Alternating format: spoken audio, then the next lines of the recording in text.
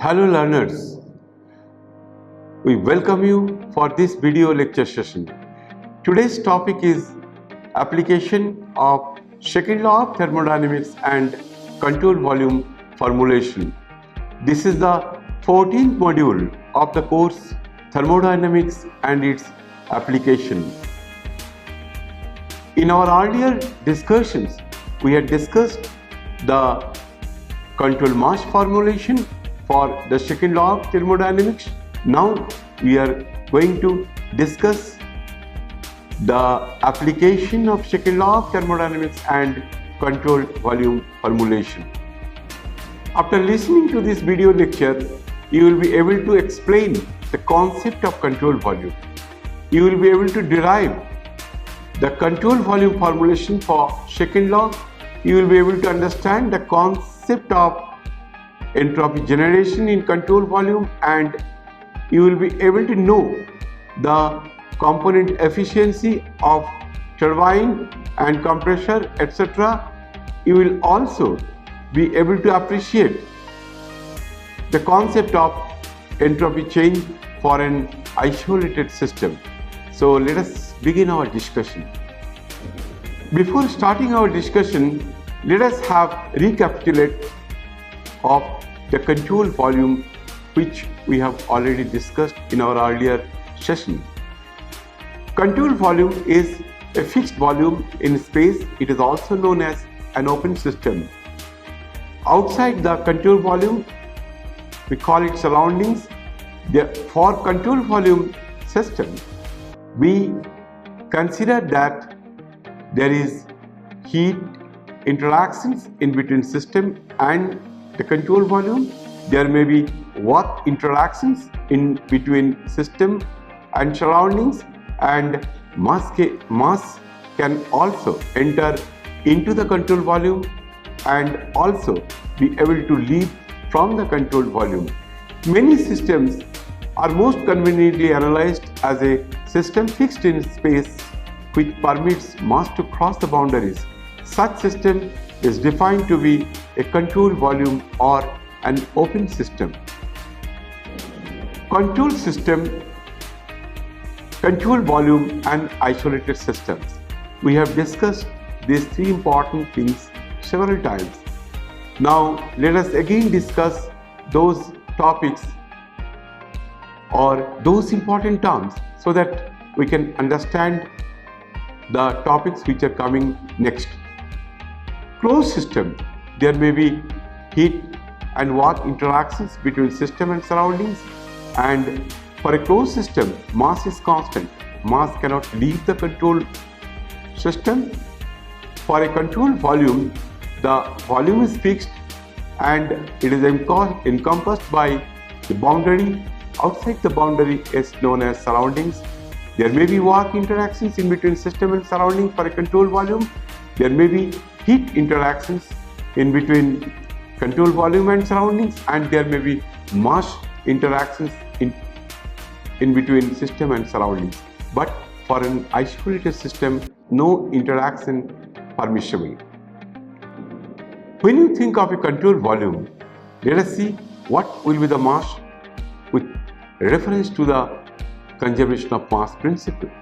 The change of mass within a control volume is equal to the mass entering minus the mass leaving. So for a control volume, if m dot in is the rate of mass entering into the control volume and m dot out is the rate of mass leaving out from the control volume, and if dou m Cv by dou T is the rate of mass accumulated within the control volume, is equal to m dot in minus m dot out. But for a steady state, we know the property will not change with time. So for a steady state, dou mCV by dou T is equal to 0. In that case, we can write for a steady state condition, m dot in is equal to m dot out. That means the rate of mass entering into the control volume is equal to the rate of mass leaving out from the control volume. Now let us talk about the conservation of energy principle for the control volume. The change in energy within a control volume is equal to the net energy transported to the control volume plus the heat transferred and the work done by the control volume. So here we see that E dot in is the rate of energy entering into the control volume, E dot out is the rate of energy leaving out from the control volume, W dot is the rate of work done by the system. Here it is control volume, that is considered as positive, and Q dot CV is the rate of heat entering into the control volume. So for the energy conservation principle, we can write that dou E CV by dou T is equal to E dot net plus Q dot CV minus W dot. Here E dot net is equal to E dot in minus E dot out. That means E dot net is equal to the rate of energy entering into the control volume to the control surface, and E dot out is the rate of energy leaving out from the control volume to the control surface. So for a steady state, the property will not change with time. So E dot net plus Q dot CV minus W dot is equal to 0. Control volume analysis permits mass to cross the boundary. This mass transfer carries the property entropy into and out of the volume. Therefore, the change in entropy within the control volume is modified by the mass transport. We have already discussed the control mass form of the second law or thermodynamics. This is the control volume statement of the second law. The change in entropy within the control volume minus the net entropy transported into the control volume is greater than or equal to the sum of the heat transfers divided by the corresponding boundary absolute temperature. Let S dot denote the rate at which entropy is transported with the fluid at the inlets and outlets, where the over dot indicates the rate of flow of entropy. The entropy within the control volume is denoted by SCV, that is entropy at control volume. So the second law is del SV by del T minus S dot net is greater than or equal to summation of Q dot I by Ti for control volume, or with the net rate of flow of entropy equal to the inlet minus the outlet contributions. So del T of SCV minus S dot in plus S dot out is greater than or equal to summation of Q dot I by Ti of control volume. Now the same equation can be written in different forms. So the change in entropy within the control volume is given as del T of SCV is equal to del T of integral of rho S dV. Rho dV is the small mass we have considered, and small is the entropy per unit mass. So we can write del T of SCV is equal to del T of integral of rho S dV. The fluid element carries entropy across each boundary element. So the transported entropy is the mass flow rate in given equations multiplied by the entropy per unit mass, or ds dot is simply equal to small s dm dot, where dm dot is the rate of small mass So we can write d capital S dot, that is rate of change, rate of total entropy is equal to small s into dm dot. The integral over the inlet and outlet boundaries are S dot in is equal to integral of A in, that is in a entropy entering into the control volume. So we can write S dot in equal to integral of small s dm dot, and S dot out is equal to integral of small dm dot. Thus the net transport is S dot net is equal to integral A in S dm dot minus integral A out S dm dot. The control volume form of the second law is given as del del T of integral rho s dV minus integral of S dm dot at inlet plus integral S dm dot at outlet is greater than or equal to summation of q dot I divided by Ti of Cv. So here q dot I we have considered for the ith reservoir. Next equation is del del T of integral Cv rho s dV minus summation in integral S dm dot at inlet plus summation out integral S dm dot at outlet is greater than summation of q dot I divided by Ti of control volume.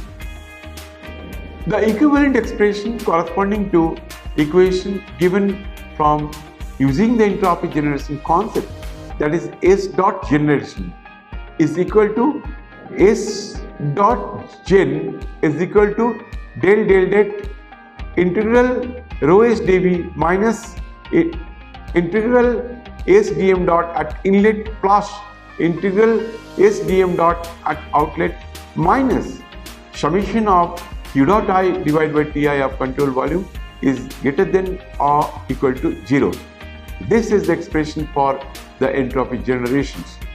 For the case of no mass transport into or out of the control volume, these expressions are d dt of integral rho s dV is equal to ds Cv by dt greater than or equal to summation of q dot I by Ti Cv, and S dot generation is equal to d dt of integral rho s dV minus summation of q dot I divided by Ti of control volume greater than or equal to 0.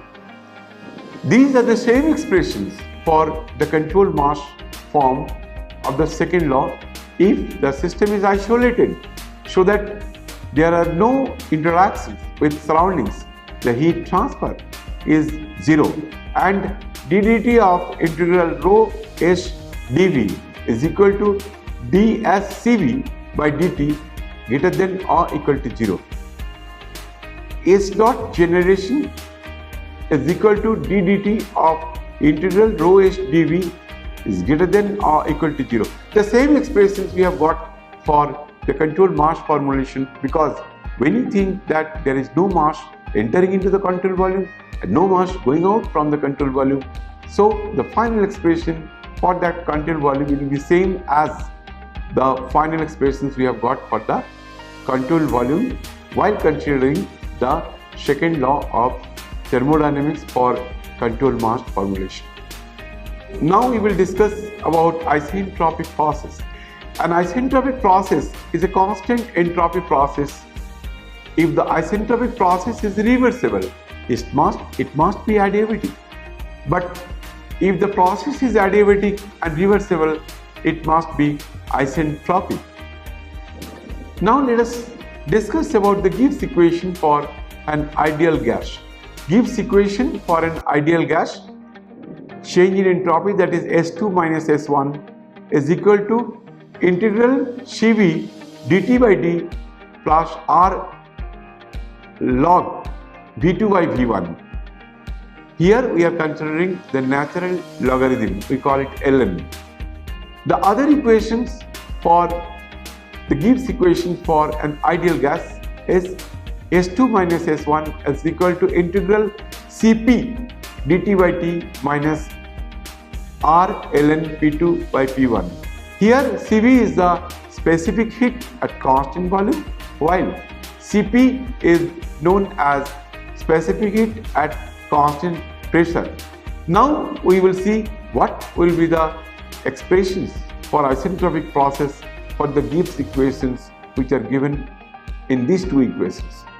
For an isentropic process, S2 minus S1 is 0, because for an isentropic process we know that net change in entropy from the state 1 to state 2 is equal to 0. So the Gibbs equation for an ideal gas gives 0 is equal to integral Cv dt by t plus R ln V2 by V1. Second equation becomes 0 equal to integral Cp dt by t minus R ln P2 by P1. The constant specific heat equations are 0 is equal to Cv ln T2 by T1 plus R ln V2 by V1. So here we are considering the specific heat at constant volume. Cv is constant. So if you take out, then we can perform the integral for the remaining part. For the second equation, so we get 0 is equal to Cp ln T2 by T1 minus R ln P2 by P1.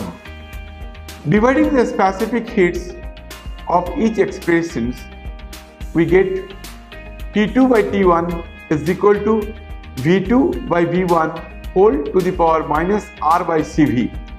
This equations we can write equal to as V1 by V2 to the power R divided by Cv. For the second equation, we get T2 by T1 is equal to P2 by P1 to the power R by Cp. Now R is the gas constant that we know that R is equal to Cp minus Cv. So finally we can get the expression as K is equal to Cp by Cv, which we can also write Cp minus Cv is equal to R, and R by Cv we get K minus R1, and R by Cp we can get equal to K minus 1 whole divided by K. Finally we get for an ideal gas T2 by T1 is equal to V1 by V2 whole to the power K minus 1, and T2 by T1 equal to P2 by P1 whole divided by K minus 1 divided by K. These two are very important equations, and these equations are for isentropic process for an ideal gas, and these two equations we will be using so many times in our later course of discussion. Similarly, we can get relation between pressure and volume. P2 by P1 is equal to V1 by V2 to the power K, where K is the ratio of specific heat at constant pressure by specific heat at constant volume. So we can write K is equal to Cp divided by Cv. Now we will discuss about the component efficiency. Turbine efficiency can be defined as the ratio of actual work WA and isentropic work WS. We can write the turbine efficiency as eta T is equal to WA divided by WS. So these are known as the component efficiency, and we are discussing the turbine efficiency. We can write in terms of enthalpy as eta T, that is turbine efficiency, equal to H in minus H out for actual divided by H in minus H out for isentropic process. H means enthalpy. So H in means enthalpy at inlet of the turbine, and H out is the enthalpy for the outlet of the turbine. Now this is the TS diagram and HS diagram, how to calculate the component efficiency, that is the turbine efficiency. So turbine efficiency is equal to WA divided by WS. We can write turbine efficiency in terms of the enthalpy. So turbine efficiency is equal to H in minus H out at actual divided by H in minus H out for isentropic process. Now the point 1 is the state 1, that is the entry point of the turbine. Now H out for the isentropic process at the end of the process, that is state 2 for the turbine outlet. This we can get for actual process as well as the isentropic process. For isentropic process, it is obviously vertical for TS diagram, because for TS diagram there is no change in entropy for the isentropic process. So the line will be vertical, but dotted line is the process for the actual process. But one thing you have to remember, that the end point will be at same pressure. Now for HS diagram, for isentropic process there is no change in entropy. So vertical line, the solid vertical line is showing the entry point and exit point for the same pressure. And for the actual process, it will be on the same line for the constant pressure at the outlet, but the dotted line will show that this process is for actual process. So once you know the enthalpy at the inlet, and if you know the enthalpy at the outlet for the isentropic process, for the actual process, and if you put the enthalpy values for inlet outlet for actual process, for inlet outlet for the isentropic process, then we can calculate the turbine efficiency, and this efficiency is known as the component efficiency.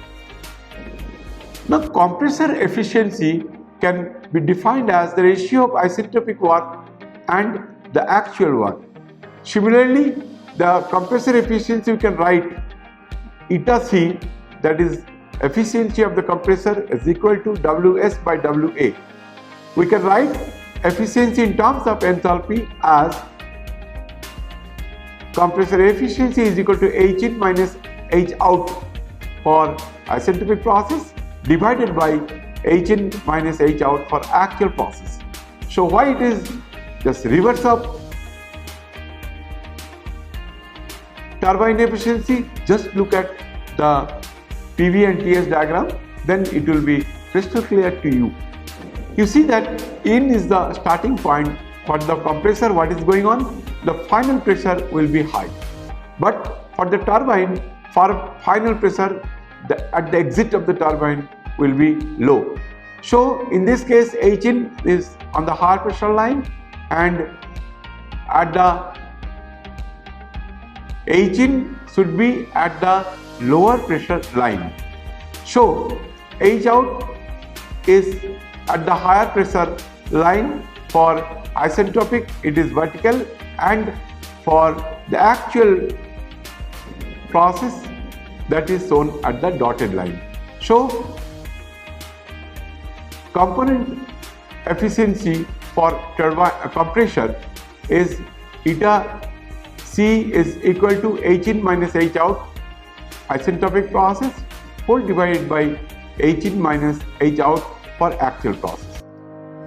Component efficiency for pump. For pump, the expressions will be little bit different. The fluid flowing through the pump is considered as incompressible, means the volume is constant. Hence, the work done by the pump can be expressed as Ws equal to integral of V dP. So since V is constant, so you can take out of the integral term. So final expression for the work done for isentropic process for pump is equal to V within bracket P2 minus P1. Similarly, for the pump efficiency, you can write eta C is equal to Ws by Wa. We can write the pump efficiency as eta say is equal to V within bracket P2 minus P1 whole divided by Wa, where Wa is the actual work done by the pump onto the system. Entropy we have discussed in detail so far, so we can quickly tell that, or we can quickly summarize that entropy is a term coined by Rudolf Clausius in the 19th century. Clausius was convinced of the significance of the ratio of heat delivered and the temperature at which it is delivered, that is Q by T. Entropy can be thought of as a measure of the randomness of a system. It is related to the various modes of motion in molecules. For a process occurring at a constant temperature, an isothermal process, del S is equal to Q reversible by T. Q reversible means the heat that is transferred when the process is carried out reversibly at a constant temperature, and T the temperature expressed in Kelvin. The second law of thermodynamics, the entropy of the universe does not change for reversible process and increases for spontaneous process. So for a reversible or ideal process, change in entropy for the system plus change in entropy for the surrounding for an isolated process is 0. For irreversible process, for an isolated system, change in entropy for the system plus change in entropy for surrounding is greater than 0. Entropy on molecular state implications: more particles, more states, more entropy. Higher temperature, more energy states, more entropy. Less structure, more states, more entropy. The entropy of the universe increases for real spontaneous processes, but entropy can decrease for individual systems. Entropy change in the universe. The universe is composed of system and surroundings. Delta S universe is equal to delta S system for plus delta S surroundings is greater than or equal to 0 for an isolated system, but for irreversible process delta S universe is greater than 0. Now let us quickly summarize our discussions. We have discussed the concept of control volume, discussed the control volume formulations for the second law. We have discussed the concept of entropy generations in control volume. We have discussed the component efficiency of turbine and compressors, etc. Lastly, we have discussed the concept of entropy change for an isolated systems. So, dear learners, thank you very much for today's discussions. So, in the next discussions, we will come with new topics on thermodynamics. Thank you very much.